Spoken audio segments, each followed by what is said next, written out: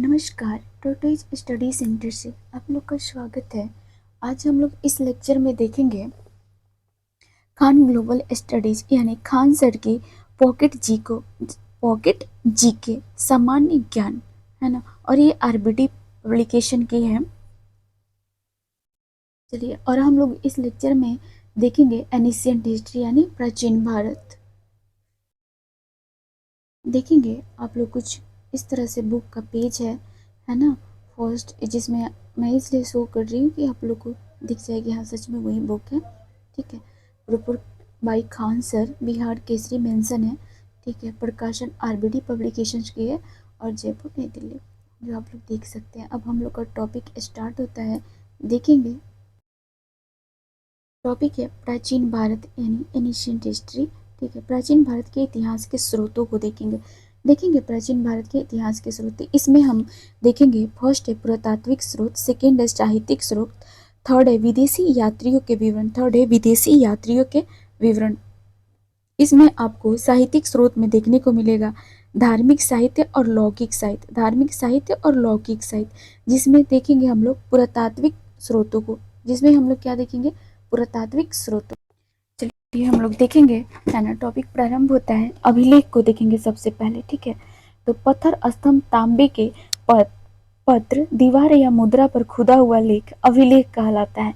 अभिलेख किसे कहते हैं, तो हम देखेंगे पत्थर, स्तंभ, तांबे के पत्र, दीवार या मुद्रा पर खुदा हुआ लेख अभिलेख कहलाते हैं। यह प्राचीन इतिहास के बारे में जानने का सबसे महत्वपूर्ण स्रोत है। अध्ययन देखेंगे। अब अभिलेखों के अध्ययन को एपिग्राफी कहते हैं। अभिलेखों के अध्ययन को क्या कहते हैं, एपिग्राफी कहते हैं। देखेंगे कुछ प्रमुख अभिलेखों को, तो ये है आपके बोगज कोई अभिलेख है ना, अशोक के अभिलेख है। तीसरा आपका हाथी गुफा अभिलेख है। चौथा आपका गरुड़ स्तंभ, 20 नगर विदिशा लेख है। देखेंगे 100 गौरा अभिलेख है, एरण अभिलेख है ना।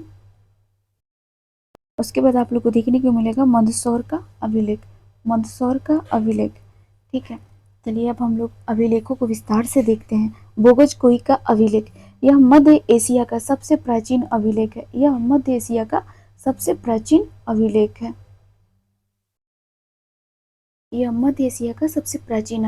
जो 1400 ईसा पूर्व का है। जो क्या है, 1400 ईसा पूर्व का है। इसमें वैदिक देवताओं के नाम कह रहा है। बोगज कोई अभिलेख में वैदिक देवताओं के नाम जैसे इंद्र, वरुण, मित्र एवं नाशत्य मिलते हैं बोगज कोई अभिलेख में। फिर देखेंगे अशोक के अभिलेख को। ये भारत के सबसे प्राचीन अभिलेख हैं, जो लगभग 300 ईसा पूर्व के हैं। ये मौर्य सम्राट अशोक द्वारा उत्कीर्ण कराए गए थे और इनमें उनके धर्म और प्रशासन के बारे में जानकारी है। कह रहा है इनमें उनके धर्म और प्रशासन के बारे में जानकारी है। और ये कब, इसका टाइमिंग देखेंगे तो ये 300 ईसा पूर्व के हैं। ठीक है, अशोक के अभिलेख। वही देखेंगे अब हम लोग हाथी गुफा के अभिलेख को, तो ये कलिंग राज खाड़वेल का अभिलेख है। क्या है ये, कलिंग राज खाड़वेल का अभिलेख है, जिसमें उसके शासनकाल की घटनाओं का वर्णन है। ठीक है, उनमें जो हाथी गुफा अभिलेख है ये कलिंग राज खाड़वेल का अभिलेख है और इसमें इनके शासनकाल की घटनाओं का वर्णन है। और यह तिथि रहित है, यानी इस पे तिथि वर्णित नहीं है। फिर वही देखेंगे गरुड़ स्तंभ, विसनगर विदिशा में स्थित है गरुड़ स्तंभ लेख। यह यवन राजदूत हेलियोडोरस का अभिलेख है। कह रहा है गरुड़ स्तंभ लेख, यह यवन राजदूत हेलियोडोरस का अभिलेख, किसका है, हेलियोडोरस का अभिलेख है, जिसमें भागवत धर्म के बारे में जानकारी मिलती है। गरुड़ स्तंभ में भागवत धर्म के बारे में जानकारी मिलती है और ये यवन राजदूत हेलियोडोरस का अभिलेख है। वहीं देखेंगे सहगौरा अभिलेख, ये इसमें दुर्भिक्ष यानी अकाल, दुर्भिक्ष जो वर्ड होता है उसका मतलब अकाल होता है। सहगौरा जो अभिलेख है इसमें दुर्भिक्ष शब्द का सर्वप्रथम उल्लेख मिलता है ना। मतलब अकाल का सर्वप्रथम उल्लेख अगर पूछा जाए किस अभिलेख में मिलता है तो वो सोगौरा है। ठीक है, अब हम देखेंगे एरण अभिलेख को, तो ये भानुगुप्त का अभिलेख है। एरन अभिलेख जो है ये भानुगुप्त का अभिलेख है। इसमें सती प्रथा का पहला लिखित साक्ष्य मिलता है। इसमें सती प्रथा का पहला लिखित साक्ष्य मिलता है। वहीं हम लोग देखेंगे मंदसौर अभिलेख। तो मंदसौर अभिलेख मालवा नरेश यशोवर्मन के, किसकी बात कर रहा है? मालवा नरेश यशोवर्मन के। इस अभिलेख में रेशम बुनकर, क्या कह रहा है? इस अभिलेख में रेशम बुनकर की श्रेणियों द्वारा सूर्य मंदिर के निर्माण की जानकारी मिलती है ना। देख बोल रहा है मंदसौर अभिलेख जो है मालवा नरेश यशोवर्मन के, इस अभिलेख में रेशम बुनकर की श्रेणियों द्वारा सूर्य मंदिर के निर्माण की जानकारी मिलती है। चलिए अब हम लोग आगे देखेंगे। टॉपिक है महत्वपूर्ण अभिलेख। ठीक है, अभी तो हम लोग अभिलेख देख लिए, किसने बनवाया है, कहाँ अवस्थित है ना, मूल चीजें देख लिए। अब हम लोग देखेंगे ये जो अभिलेख है अवस्थित कहाँ है, महत्वपूर्ण जो अभिलेख है। ठीक है, देखेंगे ये जो अभिलेख है और इनके शासक एवं अभिलेखों की विशेषताएं क्या हैं, कौन से शासक के टाइम पीरियड में बना था। ठीक है, तो देखेंगे जूनागढ़ गिरनार अभिलेख, ये रुद्र दामन शासक के शासनकाल में बना था और ये सुदर्शन झील के बारे में जानकारी प्रदान करता है। जूनागढ़ अभिलेख सुदर्शन झील के बारे में हमें जानकारी प्रदान करता है।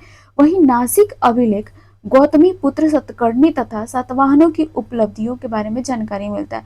गौतमी पुत्र सतकर्णी तथा सातवाहनों की उपलब्धियां इसमें वर्णित है। वहीं देखेंगे प्रयाग स्तंभ अभिलेख समुद्रगुप्त शासक पूछेगा ना तो शासक बताएंगे समुद्रगुप्त। ठीक है, विशेषताएं बताएंगे, इनकी दिग्विजयों की जानकारी मिलती है, इनकी दिग्विजयों की जानकारी मिलती है। वहीं एहोल अभिलेख देखेंगे तो पुलकेशिन द्वितीय के शासनकाल में देखा जाता है।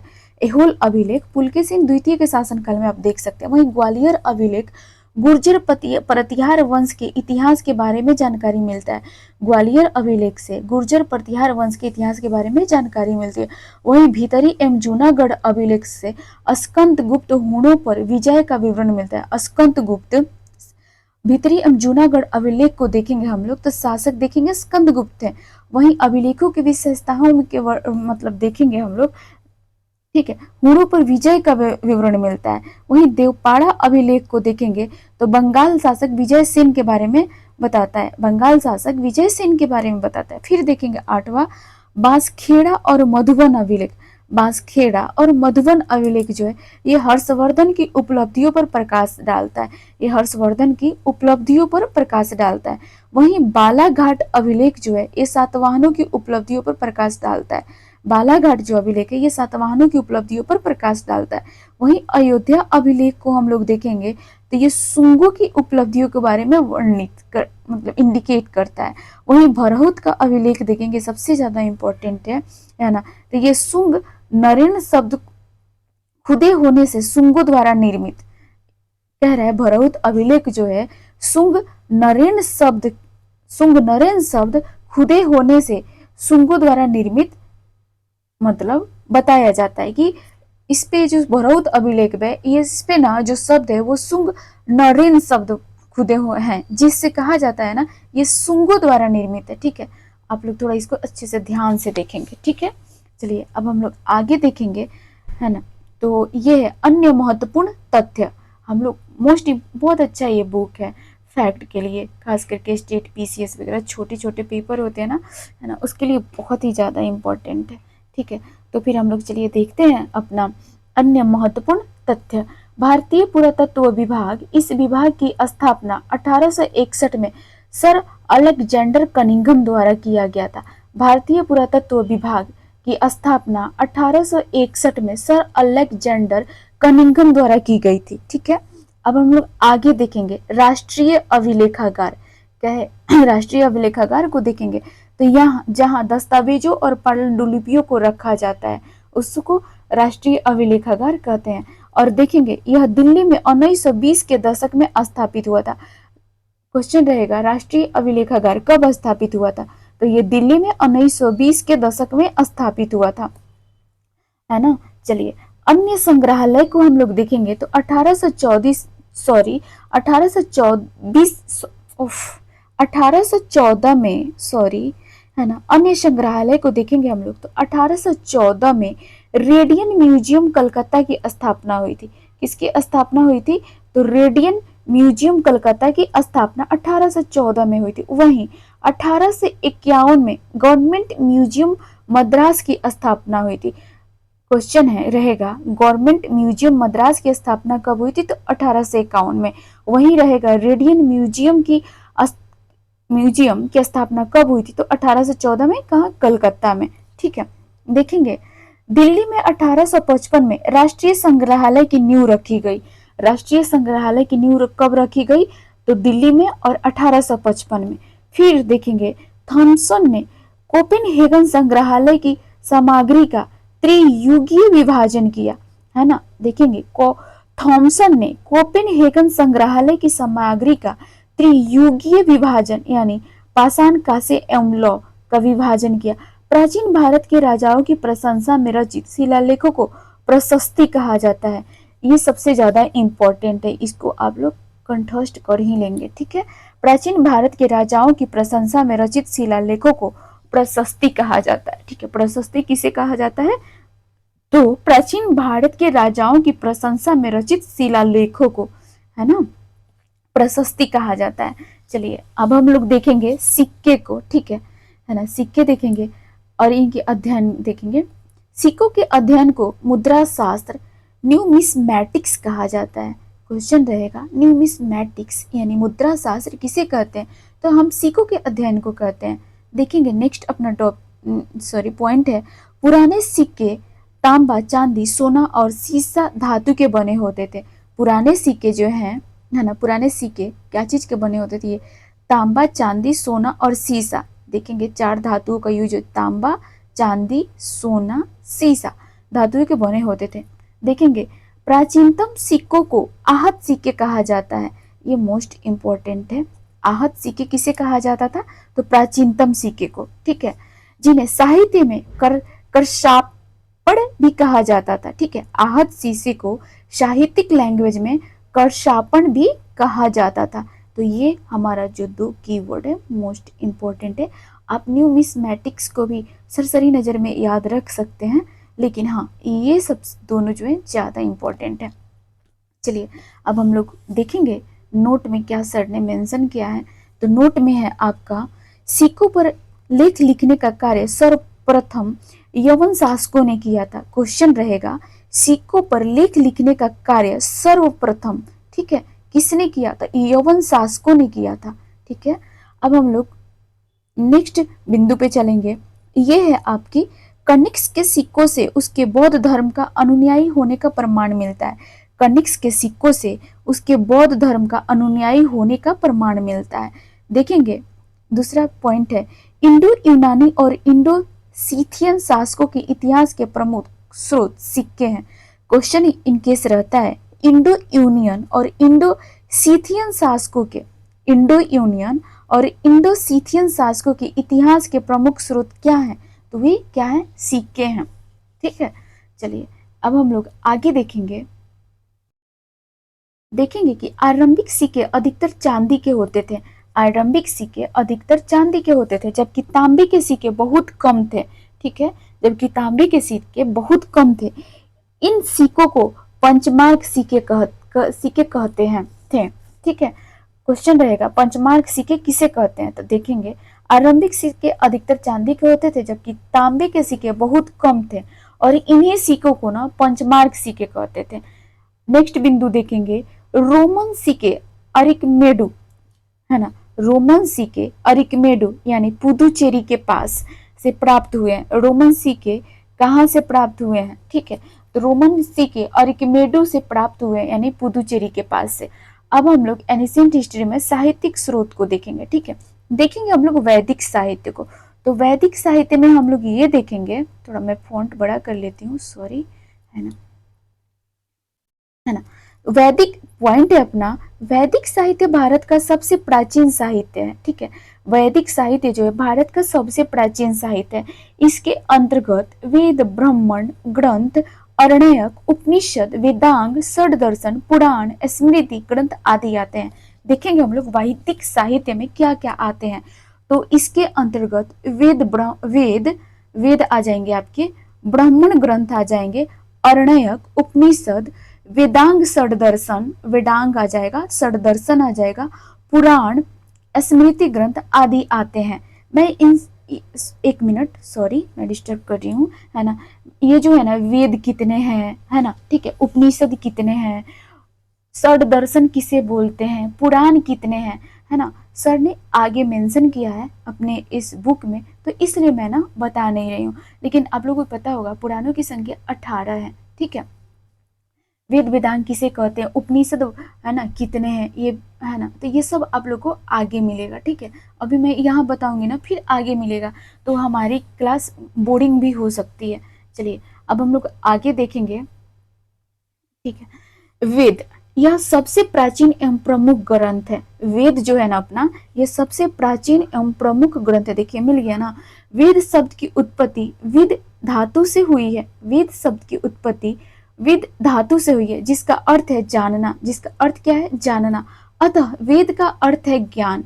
वेदों को श्रुति भी कहा जाता है। वेदों को श्रुति भी कहा जाता है, क्योंकि ऐसा माना जाता है कि इनकी रचना ऋषियों ने नहीं की थी। ऐसा माना जाता है कि इनकी रचना ऋषियों ने नहीं की थी, बल्कि उन्होंने इसे सुना था और पीढ़ी दर पीढ़ी मौखिक रूप से इसे आगे बढ़ाया था, ठीक है। चलिए अब हम लोग आगे देखेंगे, ठीक है। नोट में है जो है, वेदों के संकलनकर्ता महर्षि द्वैपायन वेद व्यास को माना जाता है। वेदों के जो संकलनकर्ता हैं महर्षि द्वैपायन वेद व्यास को माना जाता है, ठीक है। देखेंगे वेद हमारे कितने हैं, तो 4 हैं। वेद कितने हैं, तो 4 हैं। ये कौन कौन से हैं, आपके ऋग्वेद हैं, सामवेद हैं, यजुर्वेद हैं, अथर्ववेद हैं। ऋग्वेद, वेद कितने हैं, 4 वेद हैं, ऋग्वेद, सामवेद, यजुर्वेद, अथर्ववेद। चलिए अब हम लोग नेक्स्ट पॉइंट देखेंगे, पॉइंट है ऋग्वेद। ऋग्वेद को एक्सप्लेन करेंगे, इसमें से मूल बहुत इंपॉर्टेंट पॉइंट निकलेगा जिसको हम लोग अच्छे से याद करेंगे, ठीक है। बिहार में तो काफी ज्यादा क्वेश्चन पूछता है, स्टेट पीसीएस से पूछता है।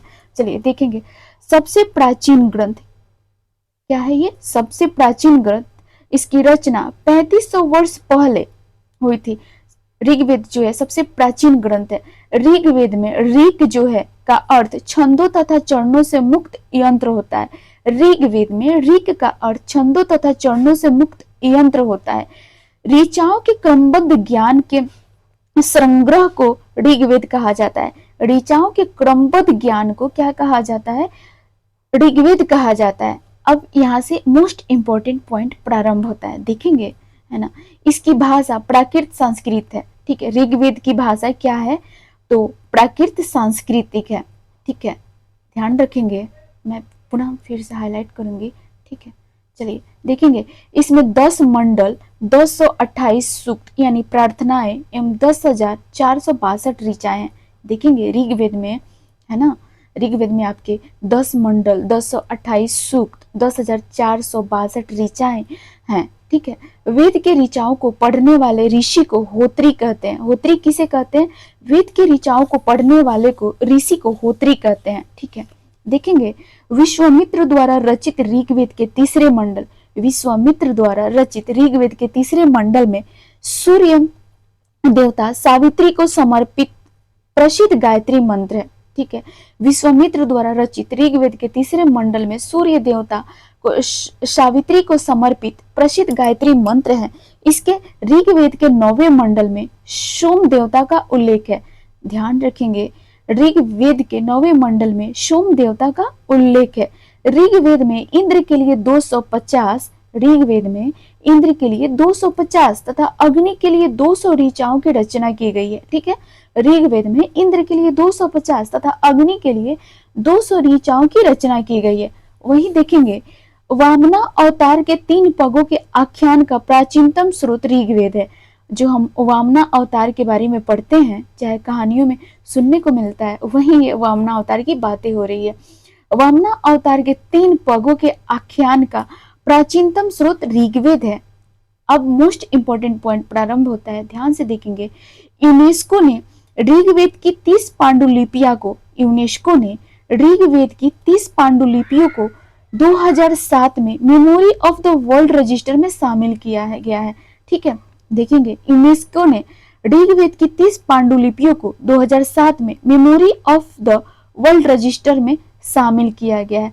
अच्छा, अभी हाल ही में यूनेस्को के टेंटेटिव लिस्ट में, है ना, आप देखे होंगे एक खनिज तत्वों से संपन्न, है ना, टेंटेटिव लिस्ट में शामिल हुआ है। उसका नाम बताती हूँ मैं आप लोग को, जस्ट फ्यू सेकेंड। वो टेंटेटिव लिस्ट में शामिल होने वाला आप लोग का है एरामाटी टिबालू तिरुमाला हिल्स। ठीक है, एरामाटी टिबालू तिरुमाला हिल्स टेंटेटिव लिस्ट में अभी हाल ही में खबरों में था, है ना, ये शामिल हुआ है ना। तो चलिए देखेंगे। अब हम लोग को यजुर्वेद प्रारंभ होता है। क्या प्रारंभ होता है? यजुर्वेद। ठीक है, यजुर्वेद को देखेंगे। सॉरी, मैं थोड़ा स्क्रॉल कर लूं, है ना। यजुर्वेद को देखेंगे तो यजुर्वेद का अर्थ है यज्ञ। यजुर्वेद का क्या अर्थ है? यज्ञ। यजुर्वेद में यज्ञों के विविध विधानों का संकलन मिलता है ना। मतलब कि हमारे यहाँ जो यज्ञ होते हैं ना, उसके विधि विधान जो है ना, उसका संकलन हमारे यजुर्वेद में आपको देखने को मिलेगा। ठीक है, देखेंगे वैदिक मंत्रों के संग्रह यजुर्वेद में बताए गए हैं। वैदिक मंत्रों के संग्रह यजुर्वेद में बताए गए हैं। यह वैदिक अनुष्ठान से संबंधित है। ठीक है, यजुर्वेद जो है ये वैदिक अनुष्ठान से संबंधित है। यजुर्वेद के मंत्रों का उच्चारण करने वाला पुरोहित अधर्यु कहलाता है। ठीक है, देखेंगे यजुर्वेद के मंत्रों का उच्चारण करने वाला पुरोहित क्या कहलाता है? अधर्यु कहलाता है। अधर्वयु। ठीक है, देखेंगे यह वेद यजुर्वेद जो है गद्य एवं पद दोनों शैली में है। यजुर्वेद कर्मकांड प्रधान है। इसमें बलि प्रथा का उल्लेख मिलता है। ठीक है, इनकेस क्वेश्चन रहता है ये हमें किस वेद में, है ना, तो बलि प्रथा का उल्लेख मिलता है, तो हम फटाफट टिक लगाएंगे यजुर्वेद में बलि प्रथा का उल्लेख मिलता है। ठीक है, और ये कर्मकांड प्रधान है ना। यज्ञ के बारे में विधि विधान दे रहा है तो आप कॉमन सेंस से भी लगा सकते हैं, कर्मकांड भी प्रधान हो सकता है। ठीक है ना। चलिए यजुर्वेद को देखेंगे तो ये दो भाग में है। इसके दो भाग हैं। देखेंगे कृष्ण यजुर्वेद है, एक क्या है? एक कृष्ण यजुर्वेद है, दूसरा आपको शुक्ल यजुर्वेद है। ठीक है, एक कृष्ण यजुर्वेद आपको देखने को मिलेगा, दूसरा शुक्ल यजुर्वेद। चलिए, है ना, ये मोस्ट इंपॉर्टेंट है। ठीक है, चलिए मेरे लिए भी ये इंपॉर्टेंट पॉइंट है।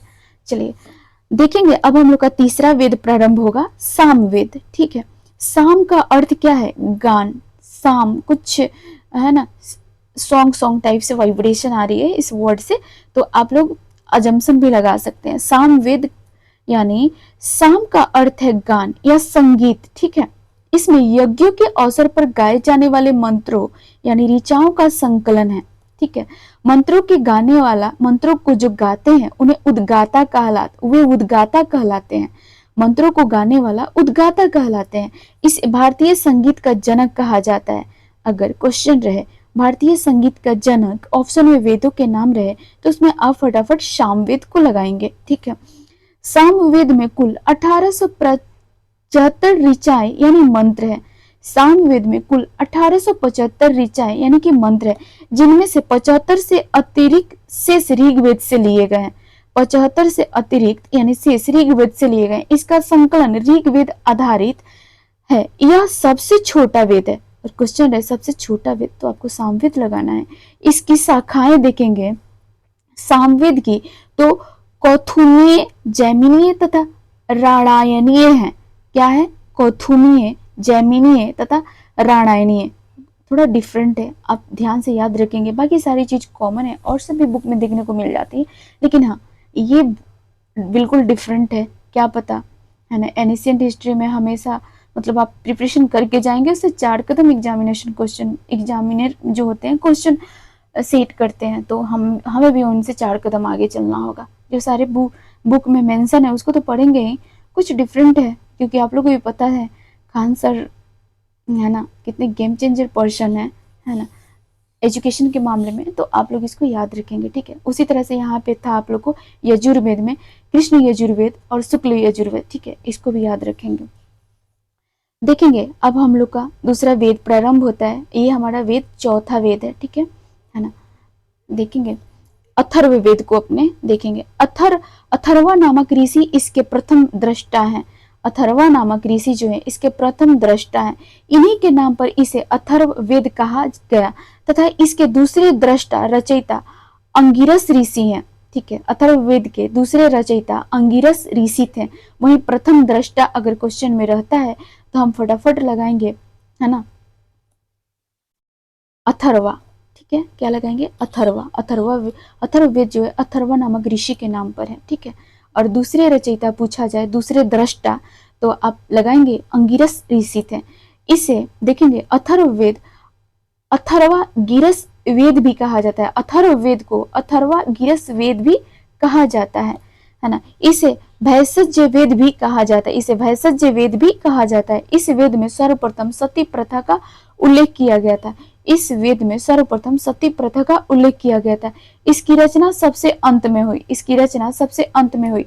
इसमें कुल 20 कांड, 731 सूक्त एवं 5987 मंत्र है। 5987 मंत्र है। इसमें लगभग 1200 मंत्र ऋग्वेद में उद्धृत हैं। इसकी मूल लिपि ब्रह्मी है। क्या है, अथर्ववेद की मूल लिपि क्या है, ब्रह्मी है।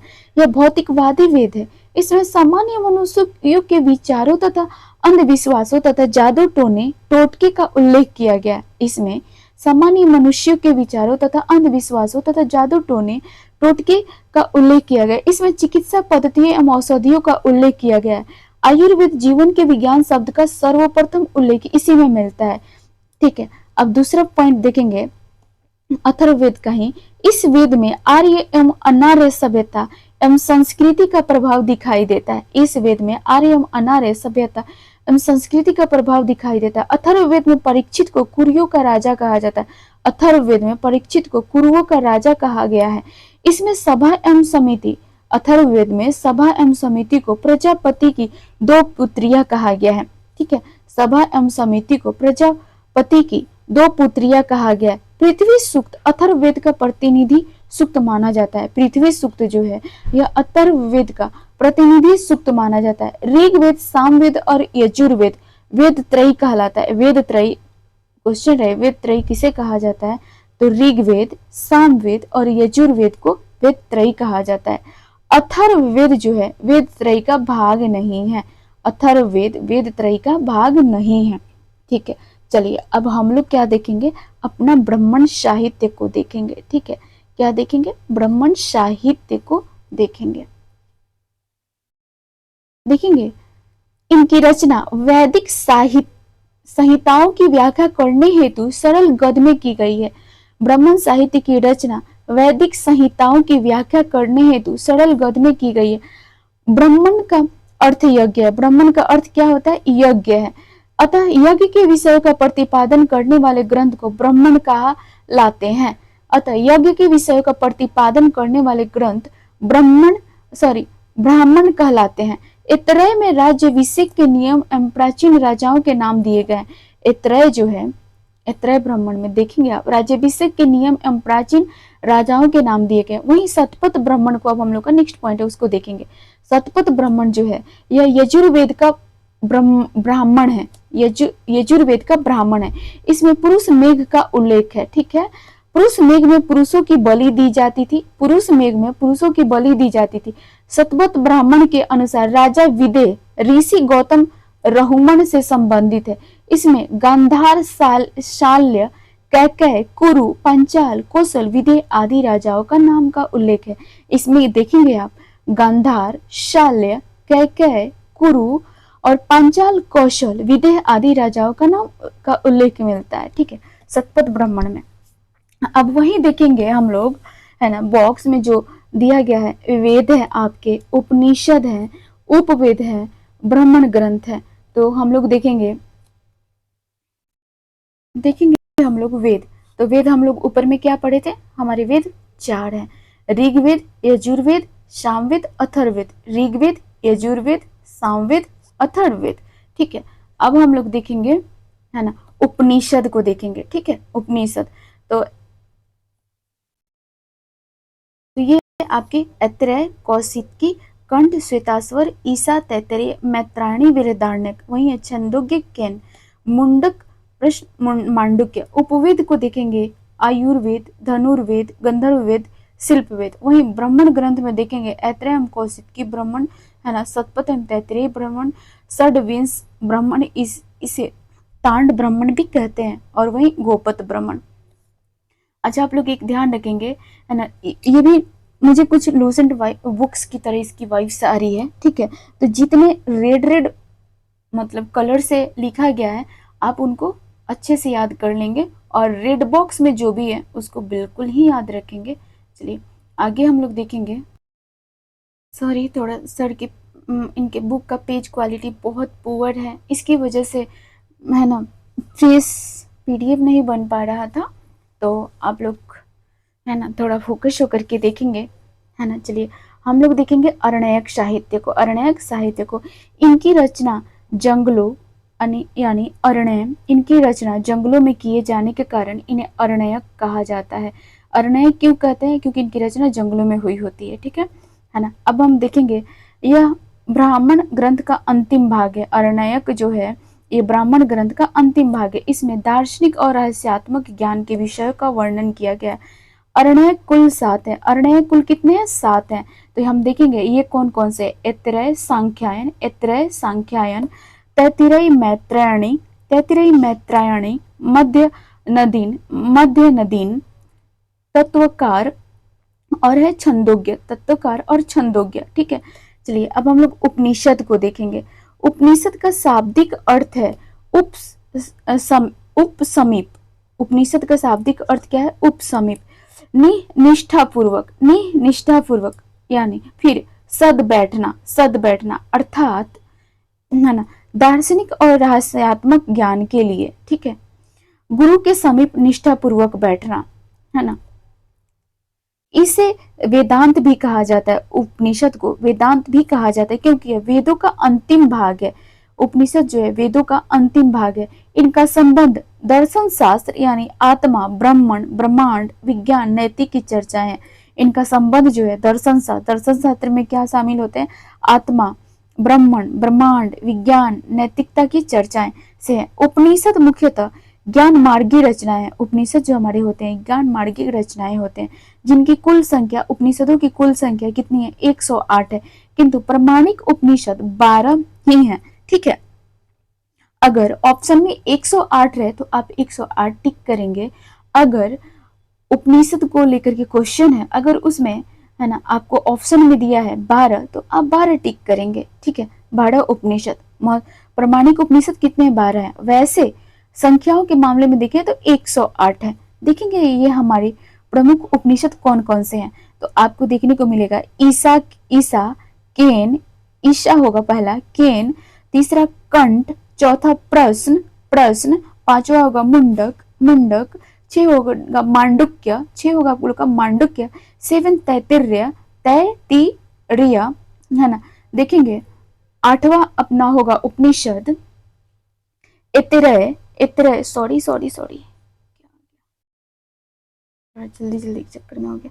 8 नंबर होगा ऐत्रेय, 9 होगा छंदोग्य, 10 होगा श्वेताश्वर, 11 होगा कौशिकी, 12 होगा वृहदारण्यक। देखेंगे अब हम लोग का नेक्स्ट पॉइंट है कंठोपनिषद। क्या है? कंठोपनिषद। मैं थोड़ा सा फॉन्ट को छोटा करूंगी ताकि पता चलेगा, है ना। अब हम लोग देखेंगे कंठोपनिषद को, ठीक है। यह कृष्ण यजुर्वेदीय शाखा का एक उपनिषद है। यह कृष्ण यजुर्वेदीय शाखा का एक उपनिषद है जिसमें आचार्य यम एवं नचिकेत का संवाद है। कंठो उपनिषद में यम और नचिकेत का संवाद मिलेगा। वहीं देखेंगे छंदोग्य उपनिषद, यह सामवेदीय छंदोग्य ब्राह्मण का औपनिषदिकी भाग है। यह सामवेदीय छंदोग्य ब्राह्मण का औपनिषदिकीय भाग है। इसमें सत्यकाम जबाल की कथा है जो बिन ब्याही मां होने का लांछन को चुनौती देती है। इसमें श्री कृष्ण का प्राचीनतम उल्लेख मिलता है। कहाँ? छंदोग्य उपनिषद में श्री कृष्ण के प्राचीनतम का, और एक बिन ब्याही माता है जिनके लांछन की चुनौती का वर्णन इसमें मिलता है, ठीक है। अब नेक्स्ट पॉइंट है अपना, शंकराचार्य ने आरंभिक 10 उपनिषदों पर भाष्य लिखा था, ठीक है। शंकराचार्य ने आरंभिक 10 उपनिषदों पर भाष्य लिखा था। ठीक है, देखेंगे भारत का राष्ट्रीय आदर्श वाक्य जो है ये मोस्ट इंपॉर्टेंट है। भारत का राष्ट्रीय आदर्श वाक्य सत्यमेव जयते मांडुक्य उपनिषद से लिया गया है। सत्यमेव जयते मांडुक्य उपनिषद से लिया गया है। देखेंगे जबालोपनिषद में चारों आश्रमों की व्यवस्था का उल्लेख मिलता है। इतरेय उपनिषद में बौद्ध धर्म का अष्टांगिक मार्ग का उल्लेख मिलता है। इतरेय उपनिषद में बौद्ध धर्म का अष्टांगिक मार्ग का उल्लेख है। नेक्स्ट पॉइंट देखेंगे, निष्काम कर्म सिद्धांत का प्रथम प्रतिपादन ईशोपनिषद में हुआ है। निष्काम कर्म सिद्धांत का प्रथम प्रतिपादन ईशोपनिषद में हुआ है। नेक्स्ट पॉइंट देखेंगे, बृहदारण्यक उपनिषद यानी बृहदारण्यक उपनिषद में अहम ब्रह्म सिम पुनर्जन्म का सिद्धांत एवं याज्ञवल्क्य गार्गी संवाद का वर्णन मिलता है। बृहदारण्यक उपनिषद में देखेंगे तमसो मां ज्योतिगम्य इसी में विद्यमान एक मंत्र है। कहा? बृहदारण्यक उपनिषद में। देखेंगे सोम यज्ञ की स्तुति में गाया जाता है। सोम जो है यज्ञ की स्तुति में गाया जाता है। श्वेतासुर उपनिषद का अर्थ सफेद घोड़ा है। श्वेतासुर उपनिषद जो है इसका अर्थ सफेद घोड़ा है। ठीक है, चलिए अब हम लोग देखेंगे वेदांग को। ठीक है, देखेंगे वेदांग। देखेंगे वैदिक साहित्य को समझने हेतु इसकी रचना की गई है ना। देखेंगे वैदिक साहित्य को समझने हेतु वेदांग की रचना की गई और वेदांग की संख्या कितनी है? 6 है। वेदांग की संख्या कितनी है? 6 है। ठीक है, कौन कौन से हैं? तो आपके शिक्षा है, कल्प है, व्याकरण है, निरुक्त है, छंद है, ज्योतिष है। यही आपके एग्जाम में पूछते हैं। शिक्षा, कल्प, व्याकरण, निरुक्त, छंद, ज्योतिष। ठीक है, यही हमारे 6 प्रमुख वेदांग है। चलिए अब हम लोग इन वेदांगों को एक्सप्लेन करेंगे, देखेंगे हम सभी, है ना। शिक्षा जो है ये वैदिक स्वरों के शुद्ध उच्चारण हेतु शिक्षा का निर्माण हुआ है। जो शिक्षा है देखेंगे वैदिक स्वरों के शुद्ध उच्चारण हेतु शिक्षा का निर्माण हुआ। कल्प को देखेंगे, ये ऐसे कल्प सूत्र होते हैं जिनमें विधि और नियम का उल्लेख है। वहीं व्याकरण को देखेंगे, इसमें नामों एवं धातुओं की रचना, उपसर्ग एवं प्रत्यय के रूप में के प्रयोग, समासों एवं संधि आदि के नियम बताए गए हैं। व्याकरण में इसमें नामों एवं धातुओं की रचना, उपसर्ग एवं प्रत्यय के प्रयोग, समासों एवं संधि आदि के नियम बताए गए हैं। वहीं निरुक्त को देखेंगे, चौथा नंबर निरुक्त है।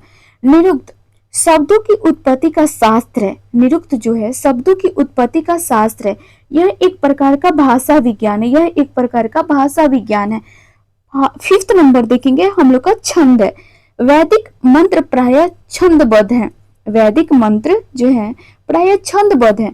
छंद शास्त्र पर पिंगल मुनि का ग्रंथ छंद सूत्र है। छंद शास्त्र पर पिंगल मुनि का ग्रंथ छंद सूत्र है। देखेंगे 6 नंबर ज्योतिष। यह ज्योतिष का आधारभूत ग्रंथ है। ज्योतिष जो है ये ज्योतिष का आधारभूत ग्रंथ है ना। ज्योतिषी में कुल 44 श्लोक हैं। ज्योतिषी में कुल 44 श्लोक हैं। ठीक है, सबसे प्राचीनतम आचार्य लगध मुनि है। सबसे प्राचीनतम आचार्य जो है वो कौन है? लगध मुनि है। ठीक है, अब चलिए अब हम लोग क्या देखेंगे? सूत्र को देखेंगे। ठीक है, सूत्र में हम सभी को देखने को मिलेगा वैदिक साहित्य को अक्षुण्ण बनाए रखने हेतु सूत्र साहित्य का प्रणयन किया। सूत्र जो है वैदिक साहित्य को अक्षुण्ण बनाए रखने हेतु सूत्र साहित्य का प्रणयन किया। ऐसे सूत्र जिनमें विधि एवं नियमों का प्रतिपादन किया जाता है कल्प सूत्र कहलाते हैं। ठीक है, जिसके 3 भाग हैं, स्रोत सूत्र, गृह सूत्र और धर्म सूत्र। क्या है? स्रोत सूत्र, गृह सूत्र और धर्म सूत्र।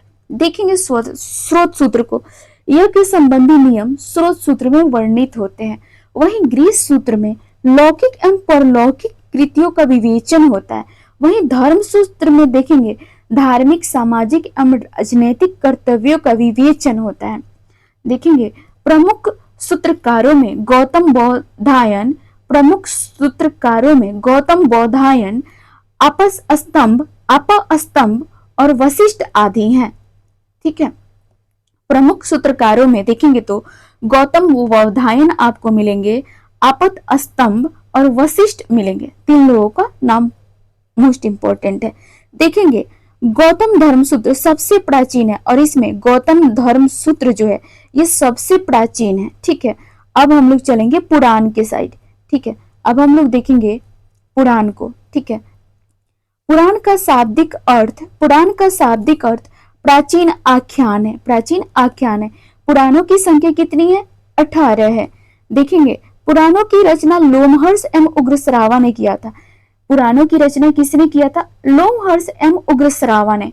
ठीक है, चलिए देखेंगे 5वीं से 4वीं शताब्दी ईसा पूर्व में पुराण ग्रंथ अस्तित्व में आए थे। अमर कोश में पुराणों के 5 विषय बताए गए हैं। अमर कोश में पुराणों के 5 विषय बताए गए हैं। ये क्या है?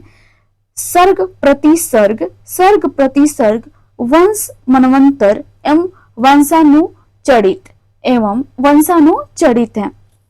चलिए अब हम लोग आगे देखेंगे मार्कंडेय देखेंगे मार्कंडेय ब्राह्मण, वायु, विष्णु, भागवत और मत्स्य।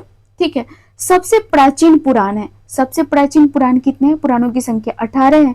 मार्कंडेय, ब्राह्मण और वायु, विष्णु, भागवत, मत्स्य ये सबसे प्राचीन पुराण है। देखेंगे वायु पुराण जो है गुप्त वंश, विष्णु पुराण गुप्त वंश, विष्णु पुराण मौर्य वंश और मत्स्य पुराण है ना, मत्स्य पुराण आंध्र सातवाहन से संबंधित है। वायु पुराण है ना, गुप्त वंश, विष्णु पुराण, मौर्य वंश, मत्स्य पुराण आंध्र सातवाहन से संबंधित है। वहीं नेक्स्ट पॉइंट देखेंगे सामाजिक एवं सांस्कृतिक दृष्टि से अग्नि पुराण का महत्व है, जिसमें राजतंत्र के साथ साथ कृषि संबंधी विवरण है। ठीक है, सामाजिक एवं सांस्कृतिक दृष्टिकोण से अग्नि पुराण का महत्व है, जिसमें राजतंत्र के साथ साथ कृषि एवं संबंधी विवरण है। सर्वप्रथम पार्जिटर ने पुराणों के ऐतिहासिक महत्व को पढ़ा। ठीक है, देखेंगे नेक्स्ट पॉइंट पुराणों से संबंधित वंश मत्स्य शुंग एवं सातवाहन वंश, विष्णु मौर्य वंश, वायु गुप्त वंश। ठीक है, अब नेक्स्ट पॉइंट है वेद, उपनिषद, पुराण, धर्म सूत्र संस्कृत भाषा में लिखे गए हैं। वेद, उपनिषद, पुराण, धर्म सूत्र संस्कृत भाषा में लिखे गए हैं। वैदिक भजनों या मंत्रों के संग्रह को संहिता कहा जाता है। वैदिक भजनों या मंत्रों के संग्रह को संहिता कहा जाता है। ब्राह्मण सूत्र, भागवत, गीता एवं उपनिषद को प्रस्थान त्रयी कहा गया है। कालिका पुराण हिंदू धर्म की देवी उन्मुख शाक्त शाखा से संबंधित है। कालिका पुराण हिंदू धर्म की देवी उन्मुख शाक्त शाखा से संबंधित है। टॉपिक है देखेंगे स्मृति साहित्य है ना, इसमें देखेंगे हम लोग पॉइंट है मनु स्मृति, प्राचीनतम स्मृति। इसका संकलन 200 ईसा पूर्व से 200 ईसा पूर्व के मध्य हुआ। इसमें समाज व्यवस्था का वर्णन है। इसके प्रारंभिक लेखक मनु को प्रथम विधि निर्माता एवं वर्ण व्यवस्था का प्रतिपादक माना जाता है। इसके प्रारंभिक लेखक मनुस्मृति के मनु को प्रथम विधि निर्माता एवं वर्ण व्यवस्था का प्रतिपादक माना है। इसमें शुंग एवं सातवाहन वंश की जानकारी प्राप्त होती है। मनु स्मृति में शुंग एवं सातवाहन वंश की जानकारी प्राप्त होती है। इसका अंग्रेजी अनुवाद विलियम जोन्स ने किया। जर्मन दार्शनिक नीत्शे ने कहा है बाइबिल को जला दो, मनु स्मृति को अपनाओ, है ना। जर्मन दार्शनिक नीत्शे ने कहा है बाइबिल को जला दो और मनु स्मृति को अपनाओ। ठीक है, देखेंगे टीकाकार भड़ूची मेधाती थी गोविंदराज कुल्लुकु भट्ट, है ना, टीकाकार है। याज्ञवल्क्य स्मृति में देखेंगे तो टीकाकार विश्वरूप विज्ञानेश्वर अपरार्क है। नारद स्मृति में देखेंगे इसमें दासों की मुक्ति का उल्लेख है। वहीं कात्यायन में इसमें आर्थिक गतिविधियों का उल्लेख है।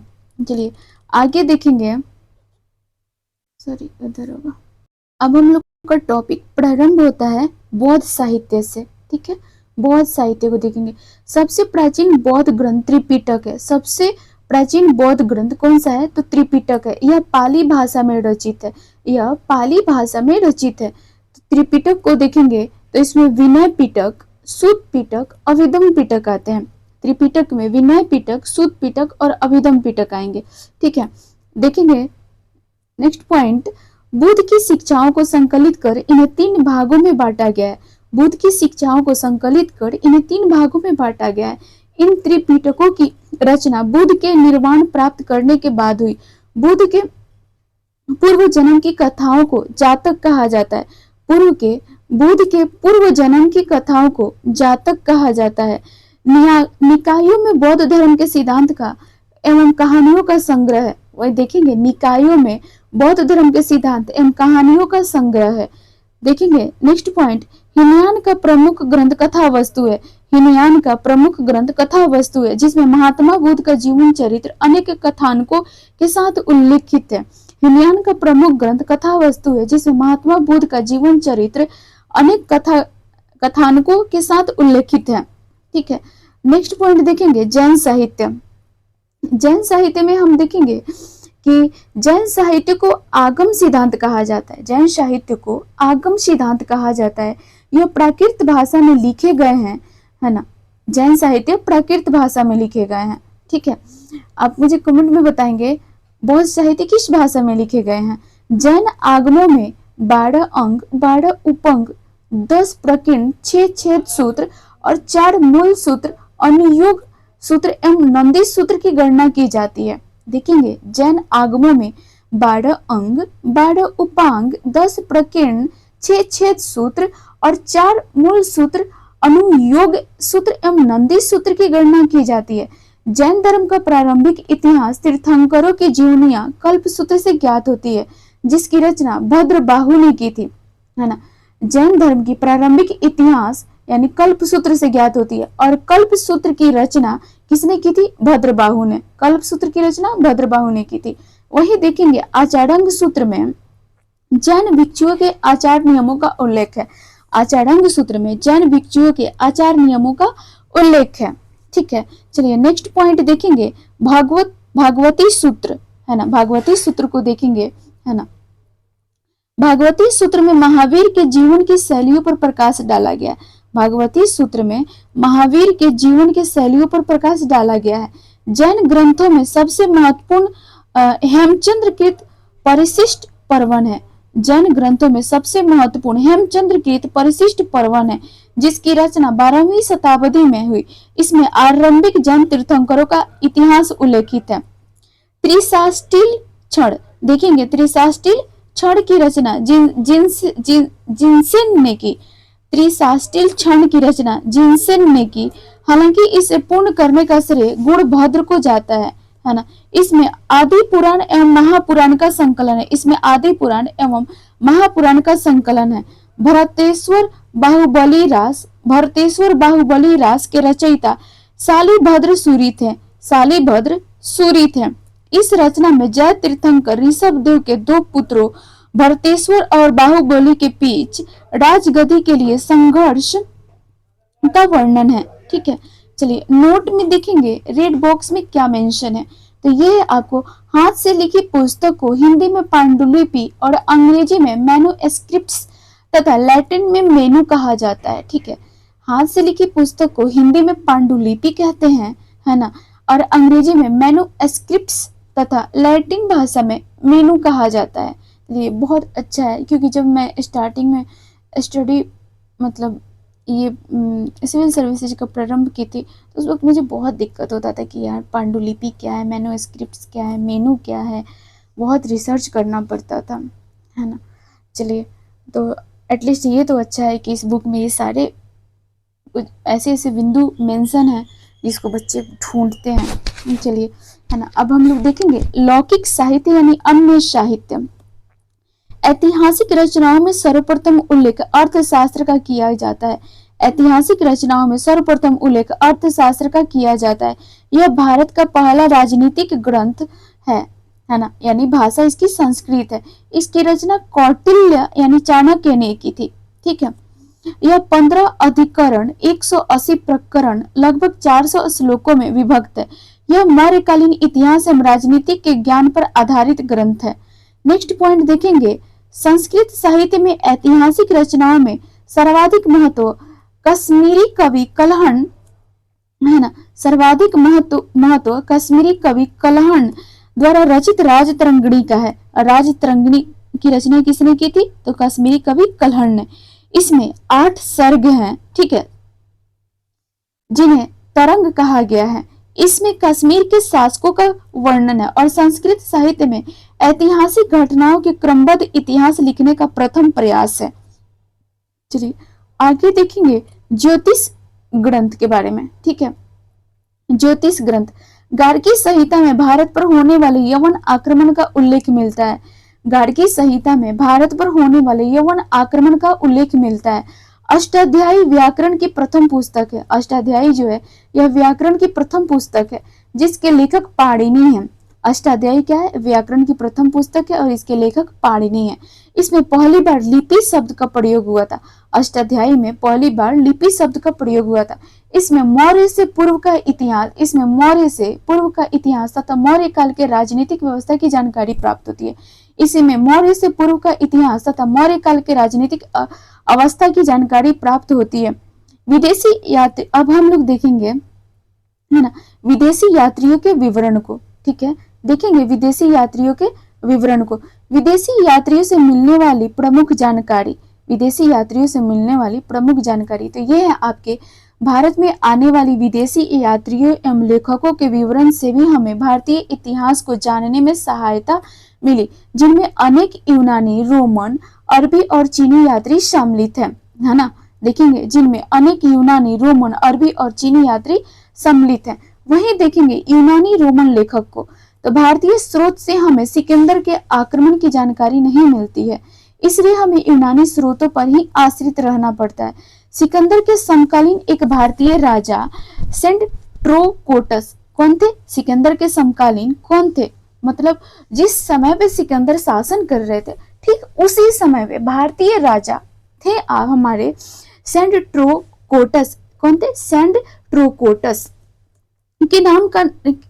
का नाम मिलता है, जो यूनानी लेखकों स्ट्रैबो और जस्टिन ने किया है। जो यूनानी लेखकों स्ट्रैबो और जस्टिन ने किया है।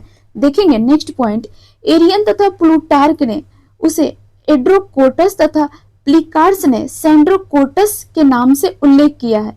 एरियन तथा प्लूटार्क ने एंड्रोकोटस तथा प्लिकार्स ने सेंड्रोकोटस के नाम से उल्लेख किया है।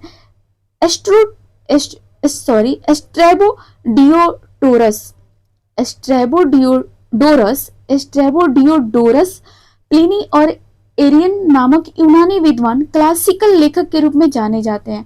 देखेंगे, है ना, यदि क्वेश्चन रहता है क्लासिकल लेखक के रूप में कौन जाने जाते हैं, तो ये है आपको स्ट्रैबो, डियोडोरस, प्लिनी, एरियन, है ना, ये यूनानी विद्वान जो क्लासिकल लेखक के रूप में जाने जाते हैं। अब हम लोग देखेंगे टेसियस, हेरोडेटस, नियार्कस, अनेसिक्रिटस, अरिस्टोबुलस, टॉलमी, है ना, Dionysius, Deimachus, Megasthenes, Pliny, Francois Bernier को, ठीक है। चलिए अब हम लोग इनको एक्सप्लेन करेंगे, ठीक है।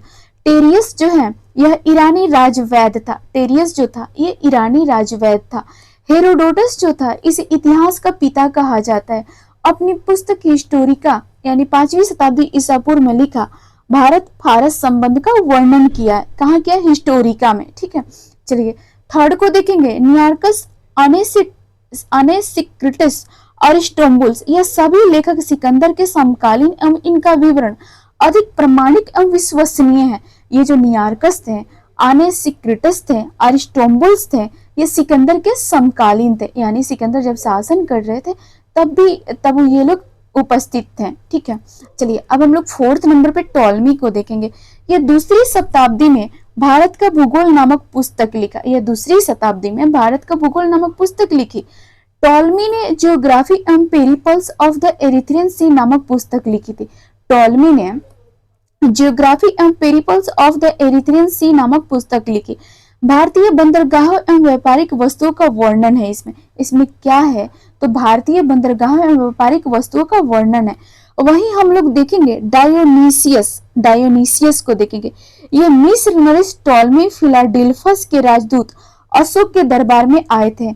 डायोनीसियस जो है ये मिस्र नरेश टॉलमी फिलाडेल्फस के राजदूत अशोक के दरबार में आए थे। कहाँ आए थे, अशोक के दरबार में आए थे, ठीक है। डायोनीशियस ध्यान रखेंगे, ठीक है। वहीं हम लोग देखेंगे डाइमेकस को, तो डाइमेकस को देखेंगे, है ना।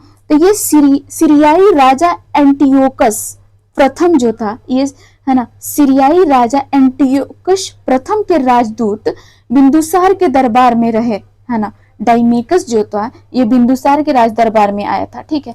वहीं अब हम लोग मेगास्थनीज को देखेंगे। ये सेलुकस निकटर के राजदूत, ये सेलुकस निकटर के राजदूत यानी 14 वर्षों तक रहा था के रूप में चंद्रगुप्त मौर्य के दरबार में रहा था, यानी 14 वर्ष तक चंद्रगुप्त मौर्य के दरबार में, है ना, सेलुकस निकेटर का राजदूत मेगास्थनीज रहा था, ठीक है। और ऐसे मेगास्थनीज की पुस्तक है आपको इंडिका, देखेंगे। इंडिका में मौर्यकालीन समाज और संस्कृति का उल्लेख है। इंडिका में मौर्यकालीन समाज और संस्कृति का उल्लेख है। अब वही हम लोग देखेंगे प्लिनी को, ठीक है। इसकी पुस्तक क्या है, नेचुरल हिस्ट्री का है। प्लिनी की पुस्तक नेचुरल हिस्ट्री का है। ईसा की प्रथम सदी में इसको लिखा गया था, ठीक है। यह लैटिन भाषा में है, जिसमें भारत और इटली के मध्य व्यापार, वनस्पतियों, खनिजों का वर्णन है। बस हम लोग इसमें क्या ध्यान देंगे, है ना, ये पुस्तक किस लिए, किसकी, नेचुरल हिस्ट्री का है ना। ईसा की प्रथम सदी में लिखा गया था। भाषा नहीं ध्यान देंगे चलेगा, है ना, लेकिन देखेंगे संबंध क्या चीज से, तो भारत और इटली के मध्य व्यापार से संबंधित है।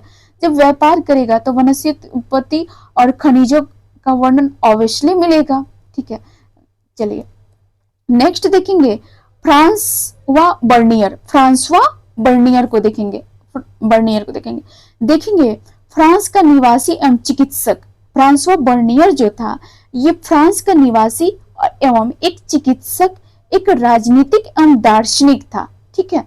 चलिए अब हम लोग आगे अच्छा हम लोग देखेंगे, सॉरी उसी में थोड़ा सा पॉइंट बच गया था, है ना। तो देखेंगे वह 1656 ईस्वी से 1668 तक मुगल दरबार में रहा था, ठीक है। 1656 से 1668 ईस्वी तक मुगल दरबार में रहा।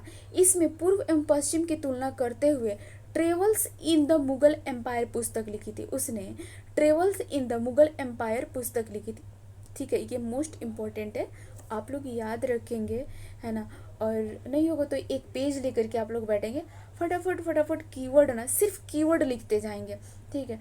वीडियो को लगा करके सुन लेंगे, है ना, फिर कीवर्ड देख करके रिकॉल करेंगे, नहीं रिकॉल होगा फिर से देख लेंगे, है ना। चलिए देखेंगे अब आता है चीनी लेखक और यात्री। ये मोस्ट इम्पोर्टेंट है, बहुत क्वेश्चन पूछता है इसे, चीनी लेखक यात्री, ठीक है। देखेंगे भारत में आने वाले अधिकांश चीनी यात्री जो थे, भारत में आने वाले अधिकांश चीनी यात्री बौद्ध मत अनुयायी थे, ठीक है। बौद्ध मत अनुयायी थे, जिसमें से हम देखेंगे हमारा फाहियान था, ह्वेनसांग था, वी ली था, मा त्वान लिन था, इति सांग था। देखेंगे आगे और भी है क्या, हाँ, शुंग यून था, और उसमें से छठा सुंग यून था। यानी चीनी यात्रियों में देखेंगे तो 6 सड़ के बुक में मेंशन है जो मोस्ट इम्पोर्टेंट है, ठीक है। अब हम लोग इनके मूलभूत बिंदुओं को ध्यान में रखेंगे, ठीक है। सॉरी, भारत में आने वाले अधिकांश चीनी यात्री बौद्ध मत अनुयायी थे, इसको हम लोग पहले पढ़ लिए थे, ठीक है, ध्यान रखना है। अधिकांश चीनी यात्री बौद्ध मत अनुयायी थे, ठीक है। अब हम लोग देखेंगे फाहियान, यह गुप्त नरेश चंद्रगुप्त द्वितीय विक्रमादित्य के दरबार में भारत आया था, यानी 375 से 415 ईस्वी के दौरान, ठीक है। शासक देखेंगे चंद्रगुप्त द्वितीय विक्रमादित्य के काल में आया था, ठीक है। देखेंगे अब हम लोग यह 399 से 414 ईस्वी तक उसने भारत के विभिन्न स्थानों का भ्रमण किया। उसने गुप्तकालीन भारत की सामाजिक, धार्मिक तथा आर्थिक स्थिति का विवरण दिया। इसने समुद्र मार्ग से यात्रा की, ठीक है। मेरी नज़र से जहाँ तक PYQ में क्वेश्चन पूछा है, बस ये क्वेश्चन पूछता है फाहियान जो था, है ना, ये किस शासक के काल में आया था, बस इतना ही इम्पोर्टेंट है ना, मैंने जहाँ तक PYQ में देखा है। और सामाजिक धार्मिक स्थिति के दिया तो ये कॉमन है, ठीक है ना। समुद्री मार्ग से यात्रा किया तो ये तो पता ही होगा, उस वक्त एरोप्लेन तो था नहीं, है ना, कि ये चाहे जहाज उतना, है ना, नहीं होंगे, सॉरी जहाज से पानी वाले जहाज से आया होगा, एरोप्लेन से तो आया नहीं होगा, ठीक है। चलिए नेक्स्ट देखेंगे, ह्वेनसांग को देखेंगे। 7वीं सदी में हर्ष के शासनकाल में भारत आया था। ये कब आया था? 7वीं सदी में हर्ष के शासनकाल में। ऊपर वाला कब आया था आप लोगों को? चंद्रगुप्त द्वितीय विक्रमादित्य के काल में फाहियान आया था, ठीक है। देखेंगे ह्वेनसांग के बारे में। वह भारत में 16 वर्षों तक रहा, है ना। 6 वर्ष तक उसने नालंदा विश्वविद्यालय में अध्ययन किया था, ठीक है, मोस्ट इम्पोर्टेंट है ना। ह्वेनसांग जो था 6 वर्ष तक उसने नालंदा विश्वविद्यालय में अध्ययन किया।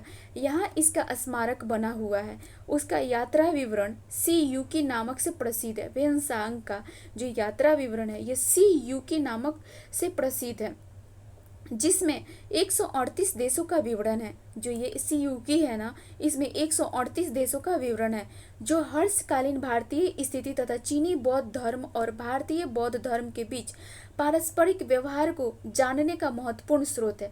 अगर हमें जानना है चीनी बौद्ध धर्म, ठीक है, और भारतीय बौद्ध धर्म के बीच पारस्परिक व्यवहार को, तो हम किसकी बुक की ओर नज़र डालेंगे? तो वो होगा आपको, है ना, ह्वेनसांग की पुस्तक है ना, सीयूकी, इसको देखेंगे, है ना।